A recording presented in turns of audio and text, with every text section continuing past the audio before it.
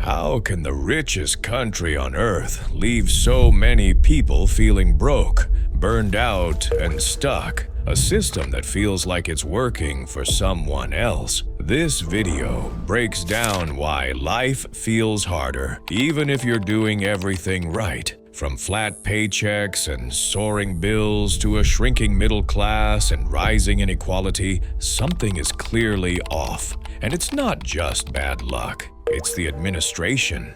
If you've ever thought, why does it feel this hard, you will get your answers. Wages in America have barely moved in over 40 years. Seriously, your grandpa might have made the same money, just with cheaper rent and better coffee. But everything else? Way more expensive. How can prices triple but paychecks barely move? Buying a house now feels out of reach for many, even if they're working full-time.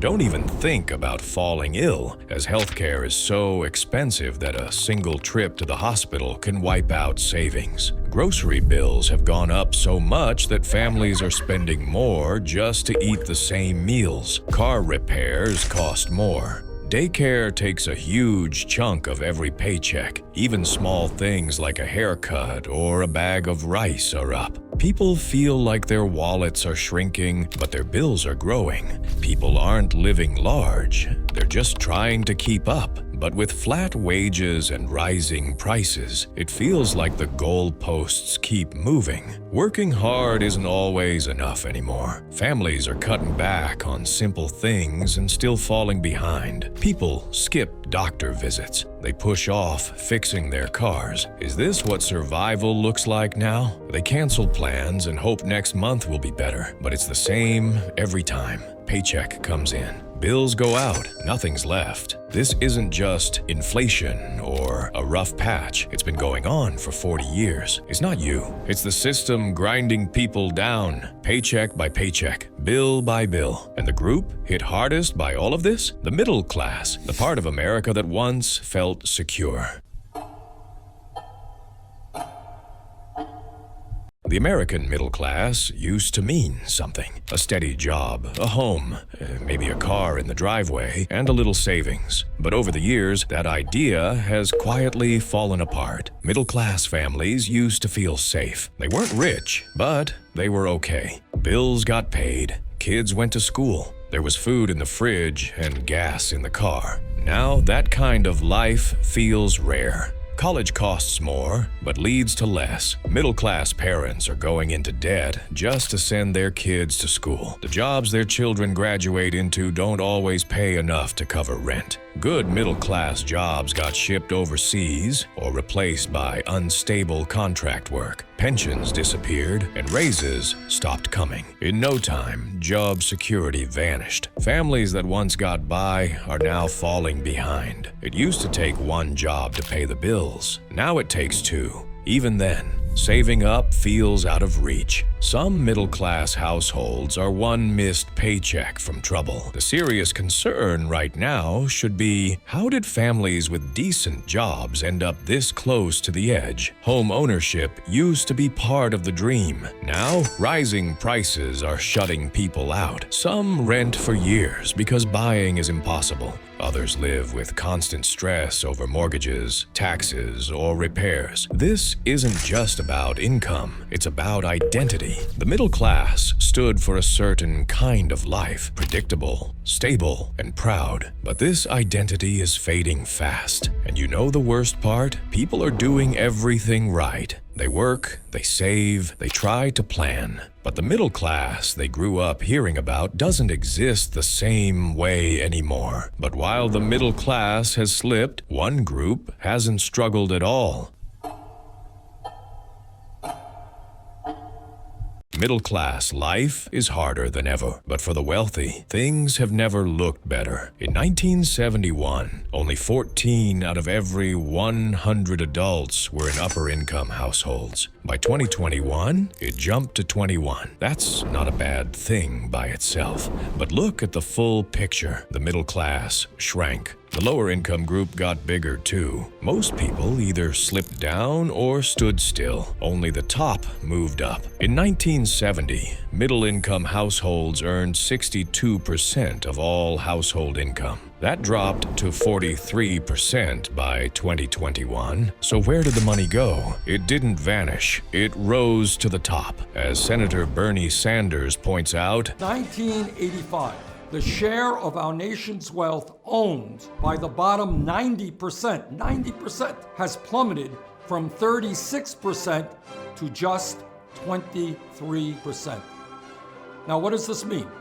It means that if the bottom 90%, the vast majority of our people, had simply maintained the same share of wealth they had 30 years ago, they would have over $10 trillion more today. The richest Americans hold more income now than ever. They buy more homes, they own more stocks, they control more of the economy, and when prices go up, they can keep spending. For everyone else, the pressure keeps building. This isn't about blaming success. It's about asking why the system works for some and not for others. The rules seem tilted. The advantages grow with wealth. When one group keeps winning and everyone else gets stuck, it creates more than just money problems. It creates anger. It builds distrust. And now more people are starting to say it out loud. But if you really want to see how deep this goes, look at the young and broke. This generation was told the same story. Go to school, work hard, and success will follow. But it hasn't. Young people grew up hearing about the American dream. They saw their parents raise families and build some kind of future. Now they watch that dream disappear. They're not lazy or careless. They followed the rules, but the finish line keeps moving. No matter how much they do, it's never enough. Older generations could afford to fail a little. They had time to recover. Young people today don't get that. One mistake can set them back years. This is the reason the dream of upward mobility has stalled. For many, it feels dead. It's not the story of uneducated people. Even well-educated young adults feel stuck. They work jobs that don't match their skills. They hustle, apply, and wait, and still fall short. Many have stopped hoping for more. They just want something steady, a chance to breathe. But that chance feels out of reach. It's not just about money. It's about trust. They were promised one future and handed another. That disconnect breeds anger. It turns into burnout. Some give up on owning anything. Others stop planning at all. The rules changed, but no one told them. Now they're blamed for falling behind in a game they never had a real shot at winning. And even if they play by the rules, one medical issue can knock them straight out of the game. One visit to the ER can cost more than a month's rent. Insurance doesn't always help. Even with coverage, bills stack up. Deductibles are high. Copays add up. Surprise charges show up with no warning. People delay care because they can't afford it. They live with pain, skip medication, or hope the problem goes away. Sometimes it does. Sometimes it gets worse. Then it gets more expensive. Health is no longer about doctors. It's about money. And when care costs too much, people suffer. Or they go into debt trying to stay alive. Middle-class families feel it, so do lower-income ones. Even people with steady jobs worry about one accident wiping out everything. It's not just the cost, it's the fear. One emergency can undo years of work. A single illness can send someone straight into poverty. This isn't rare, it's normal now. And that's the problem. Healthcare should be a lifeline, but for many, it's a trap.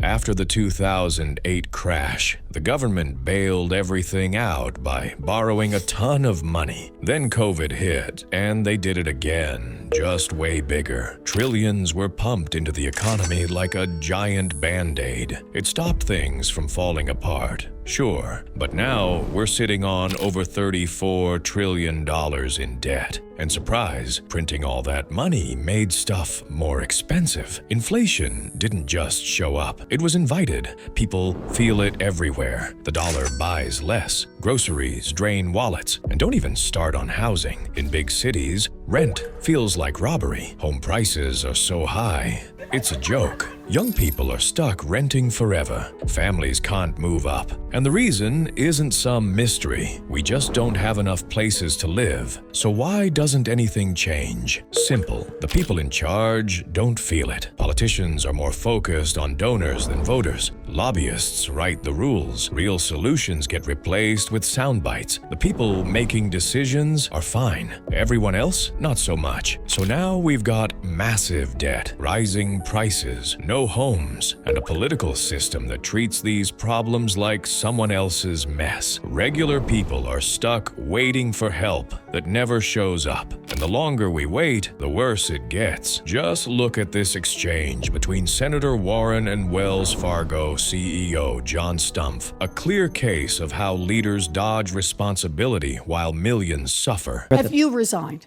No, I've not. All right. Have you returned one nickel of the millions of dollars that you were paid while this scam was going on? Well, first of all, this was by 1% of our people. That's not my question. My question is about responsibility. Have you returned one nickel of the millions of dollars that you were paid while this scam was going on? The board will take care of that. Have you returned one nickel of the money you earned while this scam was going on? And the board will do... I will take that as a no then. Have you fired a single senior executive? And by that, I don't mean a regional manager or a branch manager. I'm asking about the people who actually led your community banking division or your compliance division. We've made a change in our regional, to lead our regional bank. I just said, I'm not asking about regional managers. I'm not asking about branch managers. I'm asking if you have fired senior management, the people who actually led community banking division, who oversaw this fraud, or the compliance division that was in charge of making sure that the bank complied with the law. Carrie Toll said... Did you fire no. any of those people? No. Okay. So you haven't resigned. You haven't returned a single nickel of your personal earnings. You haven't fired a single senior executive. This isn't just about numbers. It's about people trying to live decent lives in a system that keeps pushing them down. We're told to work hard, stay patient, and trust that things will get better. But what if they don't? What if the system was never built for most of us in the first place? Things won't change on their own. Not unless more people start paying closer attention. So don't tune out. Don't stay quiet, because the longer we accept this as normal, the longer the system gets away with it.